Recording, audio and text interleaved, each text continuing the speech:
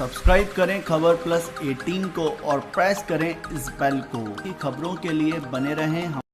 मैंने करी है मुख्यमंत्री जी से भी और सारी स्थिति के बारे में वो भी जानते हैं। हमारी सरकार को बने चंद हफ्ते हुए हैं। 5 साल तक बीजेपी का शासन रहा और जिस प्रकार की पैरवी होनी चाहिए थी, और इसमें कोई विवाद नहीं है। इस 5% के आरक्षण में सारी पार्टियां, सारे दल, सभी लोग एक मुश्त इसका समर्थन कर चुके हैं। कानूनी पेच अटका हुआ है और केंद्र सरकार ने जिस प्रकार संविधान में संशोधन करके 10% का आर्थिक आधार बनकर आरक्षण दिया है, तो मुझे लगता है कि इसमें भी उनको आगे आना चाहिए।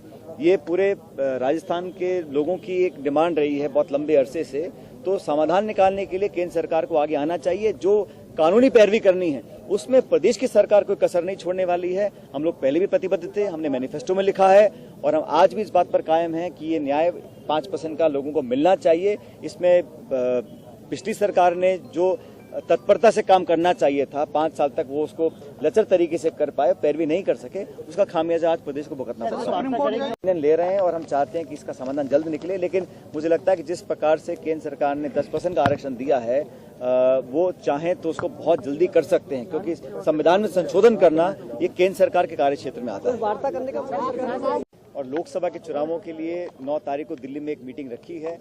भारतीय जनता पार्टी विधानसभा चुनाव हारने के बाद हताश है और मुझे लगता है कि तीनों स्टेट्स के अंदर कांग्रेस पार्टी का प्रभावी प्रदर्शन रहेगा और राहुल गांधी जी के नेतृत्व में 2019 में लोकसभा चुनाव जीतने के बाद हमारी सरकार बनेगी। जब विधानसभा के चुनाव हो रहे थे तब कांग्रेस के राष्ट्रीय अध्यक्ष राहुल गांधी जी ने ये घोषणाएं करी थी तीनों राज्यों में, मध्य प्रदेश में, छत्तीसगढ़ में, राजस्थान में, कि आज सबसे पीड़ित, सबसे शोषित हमारा किसान वर्ग है।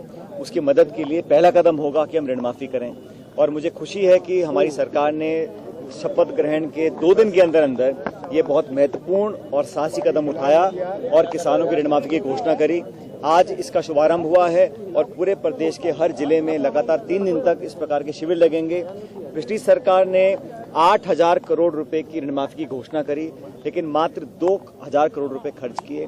बाकी 6,000 करोड़ रुपए का भार अगली सरकार के माथे मंड दिया, उसको हमने स्वीकार किया है। और इसके अतिरिक्त पूरे किसानों के जो कोऑपरेटिव सेक्टर के लोन हैं वो 100% हम लोग माफ करने जा रहे हैं और जो बाकी लोन है वो 2 लाख तक रुपए का हम माफ करेंगे।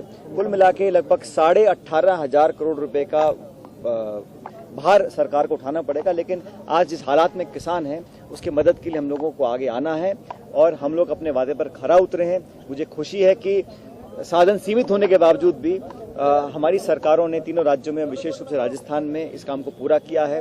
3 दिन तक शिविर लगेंगे और राहुल गांधी जी खुद कह चुके हैं कि ऋण माफी तक ही हम लोग सीमित नहीं रखेंगे अपने आप को। ऋण माफी एक पहला कदम है, लेकिन ऋण माफ करने के बाद एक नई शुरुआत का मौका मिलेगा किसानों को और आने वाले समय में उसकी खरीद हो, फसल हो, बीमा हो, बीज, खाद, तेल, इन सब की कीमतों को कम कर कर किसान के चेहरे पर रौनक आए, ये राहुल गांधी जी का सपना है। इस सपने को हम पूरा करेंगे। सर, जो लगातार सब्सक्राइब करें खबर प्लस 18 को और प्रेस करें इस बेल को।